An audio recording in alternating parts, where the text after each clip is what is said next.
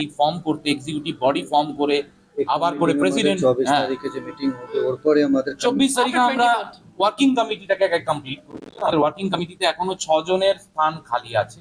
12 জনের working committee এবং একজন কনভেনার, 2 জন কো কনভেনার, টোটাল 15 জনের কমিটি। যে কনভেনার আছে তারা ওয়ার্কিং কমিটির উপরে মাথায় থাকবেন, তারা এদের অবজার্ভ করবেন, এদের কাজকর্ম মনিটর করবেন, এবং যে 12 জনের ওয়ার্কিং কমিটি আছে তারা কাজগুলো করবেন এবং তারাই যে নির্বাচকদের যে তালিকা সেইটাকে রেকটিফাই করে তারপরে নির্বাচনে যাবে। প্রশ্ন আছে এখানে, আপনাদের জেনারেল মিটিংগুলোতে বড় হাউসকে দেখতে পাচ্ছি না এখনো পর্যন্ত। আজকে আমরা কাউকে সেরকম কাউকে দেখতে পাই না, কারণ বড় হাউস বলতে আপনারা যেটা বোঝেন বা যাদেরকে বোঝেন তারা হয়তো তাদের কাজে, তাদের পার্টিকুলার কাজ নিয়ে অনেক বেশি ব্যস্ত, বা তাদের ক্ষেত্রে হয়তো সংগঠনের প্রয়োজনীয়তা বা গুরুত্ব তারা নিজেরা অনুধাবন করছেন, এবং অনুধাবন করে যখন গুরুত্ব বুঝবেন তখন আমার বিশ্বাস তারাও আসবেন। তার কারণ বড় হাউস ছোট হাউস এই যে কনসেপ্টটা, এটা আমরা ব্যবসার নিরিখে বলি। তো ব্যবসার নিরিখে আমরা যখন দেখি কোনো ট্রেড ইউনিয়ন বা কোনো অ্যাসোসিয়েশন, বিজনেস অ্যাসোসিয়েশন তৈরি হয়, সেখানে আমরা কিন্তু দেখি ছোট বড় সব ধরনের ব্যবসায়ী সেখানে থাকেন এবং এখানেও আছেন। এমএসএমই বলে একটা কনসেপ্ট আছে ব্যবসায়িক ক্ষেত্রে, তারাই কিন্তু সবচেয়ে বেশি রেভিনিউ জেনারেট করে। সুতরাং আপনি যদি সবকটা হাউসকে যারা অনুপস্থিত আছেন তাদেরকে একদিকে রাখেন, আর আজকে যারা উপস্থিত ছিলেন তাদেরকে একদিকে রাখেন, সাম আপ করেন, দেখবেন এনারা কিন্তু কন্ট্রিবিউট করছেন ফর দ্য ফিল্মের ডেভেলপমেন্ট এবং ফিল্ম ইন্ডাস্ট্রি। এটাকে গুরুত্বহীনভাবে দেখবেন না। কালচারও ছিল ওয়েস্ট বেঙ্গলে অনেক কিছু করা হবে এবং আমার মাথায় অনেক কিছু চিন্তা ভাবনা আছে কীভাবে করা যায় না করা যায়। রতনদা, আরও একটা বিষয় রয়েছে, যেটা রয়েছে যে পরবর্তীকালে যেটা সিদ্ধান্ত বাইরেও আমাদের বাইট চলাকালীন জানানো হলো যে আবার ইলেকশন হবে, ইলেকশন হওয়ার পরে প্রেসিডেন্ট বেছে নেওয়া হবে। এই সিদ্ধান্তটা কি আপনি মেনে নিচ্ছেন? মানে পরবর্তীকালে যদি ইলেকশন হয়, ইলেকশন যেটা করতে আমার একটাই ডিমান্ড, আমার কিন্তু একটাই ডিমান্ড, এই ডিমান্ডটাতে ওদেরকেও বলেছিলাম, আমি 6 বছর লড়াই করেছি যে স্বচ্ছ ইলেকশন করা হোক। আমি একজন প্লেয়ার, আমার হারতেও পারি জিততেও পারি, আমি খেলোয়াড়, হার জিত থাকবেই। তোমরা যদি জিতে আসো তো তোমরা আসবে, আমি যদি জিতে আসি আমি আসবো। আমার একটাই ডিমান্ড ছিল ইলেকশনকে স্বচ্ছভাবে করা, এবং যারা যারা ভোট দিতে পারবে তারাই আসবে। এখানে কোথায় লুকে আছে, কেন ওরা এইটা করবে না? আমার লড়াই ছিল একটাই, স্বচ্ছতা, যারা যারা ভোটার লিস্টে সত্যিকারের ভোটার তারা যেন ভোটটা দিতে পারে, এবং এই ভোটে যদি যে আসবে তাকে আমরা মেনে নেব। এটাই তো আমার কথা। আর তাহলে ওরা যে আজকে চিৎকার করছে, ওরা এখানে কমিটিতে বসে আছে, তাহলে ওদের ভয় কোথায়? ইলেকশন করেই জিতে এসছে, ইলেকশন করেছে, সিলেকশন করেছে, জিতে এসছে, তাহলে তো ওদের সদস্যরা ওদের মেনে নিয়েছে, তাহলে ইলেকশনটা করতে ভয়টা কোথায় পাচ্ছে? ওরা ইলেকশন করতে চাইছে না।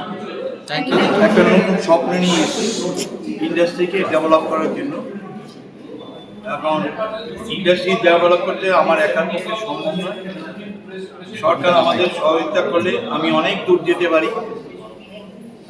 আদারওয়াইজ আমি যদি মনে করি যে কিছু করবো, ইন্ডিভিজুয়াল কিছু করা যায়, সরকার আমাদের সহযোগিতা করবে। আমি আমার কাছে অনেক কিছু প্রপোজাল আছে, আমার মাথাতে আছে, যেগুলো আমি আগামী দিনে করতে পারবো, এবং আগামী দিন যদি আমি করতে পারি তার জন্য মানে ওয়েস্ট বেঙ্গলের সরকারেরই বেনিফিট হবে, আমার থেকে সরকারের বেনিফিট।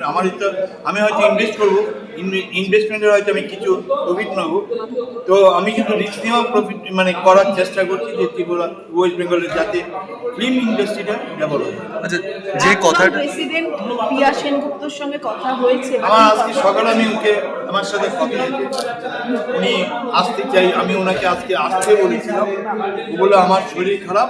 কারণ আমি কিন্তু পিয়া সেনগুপ্তকে অ্যাজ এ এক্স প্রেসিডেন্ট বা শত্রু হিসেবে আমি ওকে বলিনি, তুমি আসো, তুমি মেম্বার, তুমি অলওয়েজ আসতে পারো। কারণ আমরা প্রত্যেকটা মেম্বারকে যারা যারা আমার নামে কেস করেছে, যারা যারা আছে, তাদের প্রত্যেককে আমি কিন্তু আজকে আমি ইনভাইট করেছি এখানে আসার জন্য।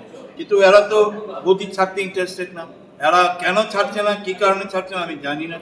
আজকে আমাদের মুখ বন্ধ করার জন্য কোর্টে গেছিল, এই যে আজকে যে আমরা ইলেকশন ডেকেছিলাম আর এই আজকে যে মিটিংটা ডেকেছিলাম আমাদের কিছু রেস্ট্রিকশন থাকাতে আমি ডাকতে পারছিলাম না, যার জন্য আমরা একটা কমিটি করেছি, আমাদের ছোট্ট কমিটি করে দিয়েছি যে তোমরা ডাকো, কারণ আমাদের এটা নিয়ে আবার কন্টেম্প অফ কোর্ট হবে, সেই জন্য আমরা ডাইরেক্ট কিছু করি।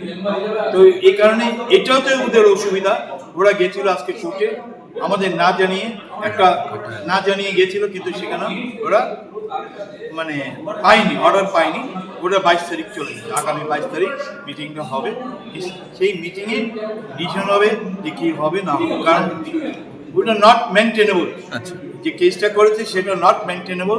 ওই কেসটা হচ্ছে অনলি যে আমরা কোম্পানি একটা আমাদের আন্ডার আছে, কোম্পানি অ্যাক্টে ওই কোর্টে যাওয়া উচিত না। ওরা রাতারাতি লুকিয়ে গিয়ে একটা অর্ডার নিয়েছে, এই অর্ডারে আমাদের 5 জন নিয়েছে, ওরা 5 জন আমাদের 6 জন মানে দাদা। এখন তো ইম্পা বিল্ডিংটাকে চালাতে হবে। এখন যাদের শুটিং চলছে তাদের যাতে কোনো অসুবিধা না হয় টাইটেল রেজিস্ট্রেশন করতে বা ধরো সেন্সার করতে যে এনওসিটা লাগে আমাদের অ্যাসোসিয়েশন থেকে, সেগুলো যাতে সমস্যা না হয়, তো সেগুলোর জন্যই এখন এই ওয়ার্কিং কমিটিটা। আর তাছাড়া আমাদের যেটা মুখ্য উদ্দেশ্য কী ছিল যে পুরনো কমিটিটা হয়ে যাক, পুরনো কমিটিটা বন্ধ হয়ে যাক, মানে সবাই ছেড়ে দিক এবং নতুন করে কমিটি ফরমেশন হোক এবং নতুন করে ইলেকশন হোক, যেটা সব থেকে বেশি ইম্পর্টেন্ট। কারণ লাস্ট কিছু বছর ধরে আমাদের অ্যাসোসিয়েশনে ইলেকশন হচ্ছিল না, সিলেকশন হচ্ছে। তো সেইগুলো হোক, এবং যেটা সব থেকে বেশি ইম্পর্টেন্ট, ইলেকশন হওয়ার আগে যেই যে ইলেকট্রাল লিস্টটা, যে কে বৈধ কে অবৈধ, কোন কোন প্রডিউসাররা রেগুলার ছবি করছে কারা করছে না, আমার মনে হয় সেইটাতে একটা বিবেচনা করা উচিত এবং তারপরেই ইলেকশনটা ডিক্লেয়ার করা উচিত। কেননা এরকম প্রচুর প্রডিউসার এখানে আছে যারা ধরো সিনেমাই প্রডিউস করেনি কোনোদিন, খালি জাস্ট একটা টাইটেল রেজিস্ট্রেশন করে তারা ইলেকশনে দাঁড়িয়েও যাচ্ছে, ইনফ্যাক্ট তারা ভোটও দিচ্ছে। তো আমার মনে হয় যারা সিনেমা প্রডিউস করেন না লাস্ট 4-5 বছর, তাদের ইলেকশনে দাঁড়ানোরও আমার মনে হয় তাদের সেই ইয়েটা নেই। ইনফ্যাক্ট তারা ভোটও যাতে না দিতে পারে সেইগুলো চেষ্টা করতে হবে। কেন, যারা এখন কারেন্ট ছবি করছে তারাই কিন্তু অ্যাকচুয়াল প্রবলেমটা বুঝবে, যারা এখন প্রডিউস করছে। যারা বহু বছর ধরে সিনেমা প্রডিউস করেনি তারা কিন্তু এই প্রবলেমগুলো বুঝবে না, আমাদের যে সমস্যাগুলো আজকের দিনে প্রডিউস করতে গেলে বা আমরা যেসব লসগুলো ফেস করতে পারি। কারণ আমরা অ্যাজ এ প্রডিউসার আমরা বহু চান্স নিচ্ছি, আমরা সবার প্রথম টাকাটা লাগাই আর সবার লাস্টে আমরা ফেরত পাই।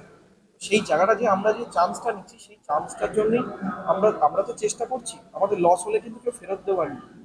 তো সেই জায়গাগুলোতে অ্যাড্রেস করতে হবে এবং একটা স্বচ্ছ কমিটি যদি হয় ইম্পায়, আমার মনে হয় তারা ভালোভাবে কাজ করবে এবং আগামী দিনে সিনেমা ইন্ডাস্ট্রিটাকে এগিয়ে নিয়ে যাবে।